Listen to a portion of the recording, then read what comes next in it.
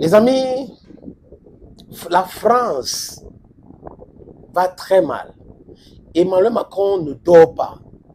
L'élite française aujourd'hui n'arrive pas à comprendre que l'Afrique est en train de les échapper. Vous savez, quand vous avez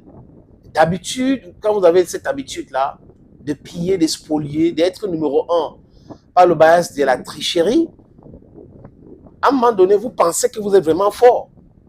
Mais quand on vous attrape main dans le sac et que les éléments qui vous aidaient à tricher et à être au top sont plus là, vous devenez furieux. Oui, c'est pour cette raison que dans l'élément de langage des diplomates français, il y a une certaine brutalité. Dernièrement, je crois que c'était le 14 de ce mois, oui, mois de février, où l'ancien chef d'état-major de l'armée française, appelé le général François Lecontre, a parlé de la recolonisation de l'Afrique. Pour lui, il ne faut pas accepter qu'aux portes de l'Europe, l'Afrique les échappe. Quand il parle au nom des élites françaises. Parce que c'est des gens qui ont tout échoué quand on parle de la compétition économique et des programmes économiques réels pour leur cité. Regardez l'Italie, l'Allemagne, des pays que je cite là, n'ont pas besoin d'avoir des colonies, n'ont pas besoin de passer leur temps à voler et à piller les gens. Donc ces gens-là, il faut qu'ils changent leur logiciel. Et tout le monde le sait aujourd'hui. La France a dégringolé. La France ne fait même plus partie des 10 puissances au monde aujourd'hui. Ce sont les chiffres du Fonds monétaire international. Ce n'est pas moi. Le Fonds monétaire international qui est une institution créée juste après la Deuxième Guerre dite mondiale pour maintenir les pays africains dans le sous-développement. Mais l'actualité géopolitique et économique aujourd'hui a changé la donne. C'est quoi? C'est ce qui se passe en Ukraine, l'attitude des Occidentaux vis-à-vis de la Russie, la réponse de la Russie, et là, ça ouvre les yeux à beaucoup de personnes dans le sud global. Conséquence, la France dégringole.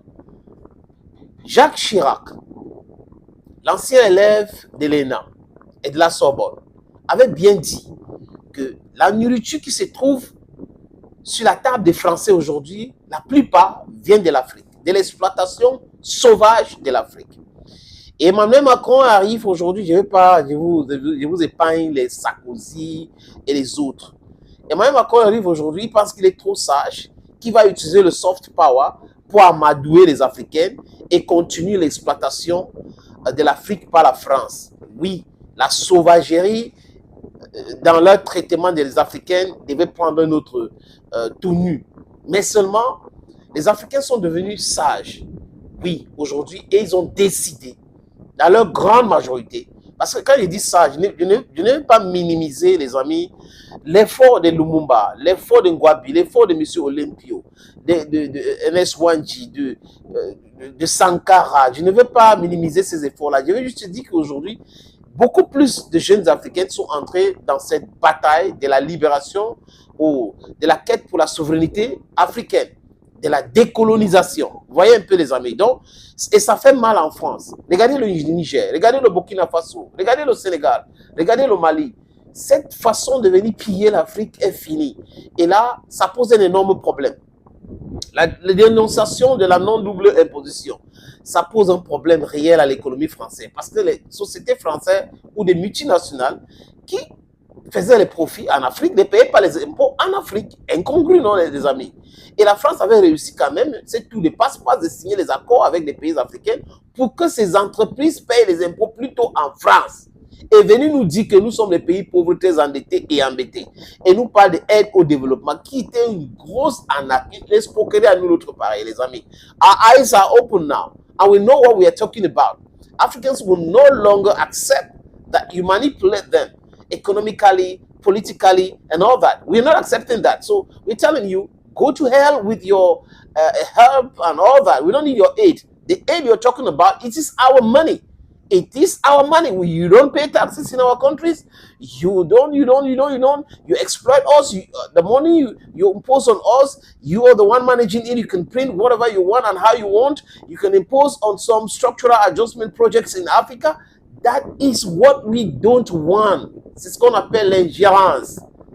Cette paternaliste-là, nous ne voulons plus de cela. Et comme la Russie travaille avec la Chine et d'autres pays en Afrique, ça les dérange. Mais ça les dérange pourquoi, les amis? Regardez-moi les gens qui vous parlent des pays des droits de l'homme. Et au même moment, ils refusent aux autres de réfléchir d'eux-mêmes. Ils ne veulent pas que les Africains réfléchissent d'eux-mêmes. Ils ne veulent pas que les Africains signent les accords économiques avec d'autres pays d'égal à égal. Non, il faut d'abord consulter la France ou consulter l'Europe pour le faire. Vous avez tout faux. Hier, c'était possible. Today, it is not possible. Put that in your medulla oblongata and save it there. It should save you as a hard drive. Save it in your brains that Africans are going to control Africa because Africa is for Africans and nothing else. Vos intérêts en Afrique et tout. Les amis, je vous suggère d'écouter l'extrait de ce discours que Emmanuel Macron a prononcé sur moi et, à la Sorbonne. Ce qu'il a dit à la Sorbonne. Il parle de la mort de l'Europe. Oui, il dit que l'Europe est mortelle. Il a pris l'exemple sur la Première Guerre mondiale et il continue aujourd'hui. Il dit oui, l'Europe est mortelle et que si rien n'est fait, l'Europe va mourir. C'est ce que Macron a dit. Donc, en quelque sorte, ce monsieur est en train de convoquer les Européens. Comme ils sont dans leur plan là de créer une armée pour venir reconquérir encore l'Afrique, c'est ça le plan. Hein. Il veut créer une armée européenne parce que la France n'arrive pas. Pense qu'en créant une armée européenne, ça sera facile de reconquérir l'Afrique. Je vous suggère donc, les amis, d'écouter Emmanuel Macron. La lucidité et l'honnêteté commandent de reconnaître que la bataille n'est pas encore gagnée. Loin de là. Et qu'à l'horizon de la prochaine décennie, parce que c'est cet horizon-là qu'il nous faut saisir, le risque est immense d'être fragilisé, voire relégué. Parce que nous sommes dans un moment inédit de bouleversement du monde, d'accélération de grandes transformations. Et mon message d'aujourd'hui est simple. Paul Valéry disait au sortir de la Première Guerre mondiale que nous savions désormais que nos civilisations étaient mortelles.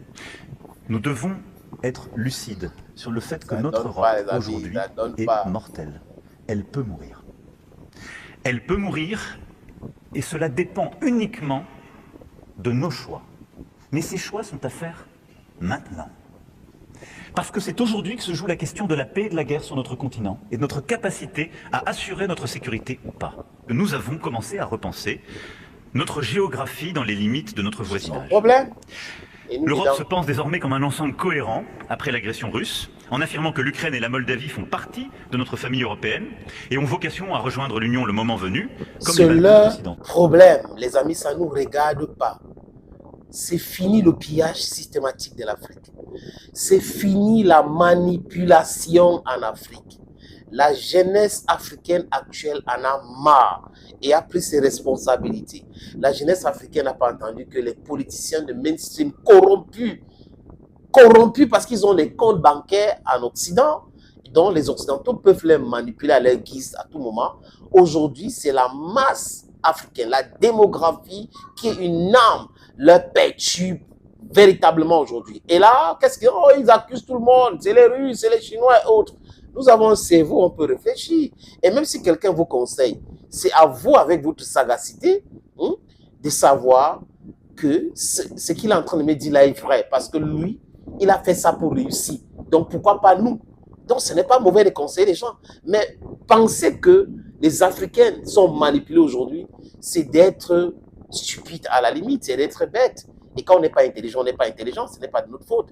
Et le problème de l'Europe, c'est que l'Europe a toujours acté son développement sur la souffrance des Africains et de l'Afrique, sur la manipulation, sur le pillage de l'Afrique. Et aujourd'hui, quand l'Afrique lui dit stop, ça devient que les Africains sont manipulés.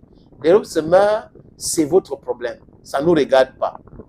Thank you, friends, and bye-bye.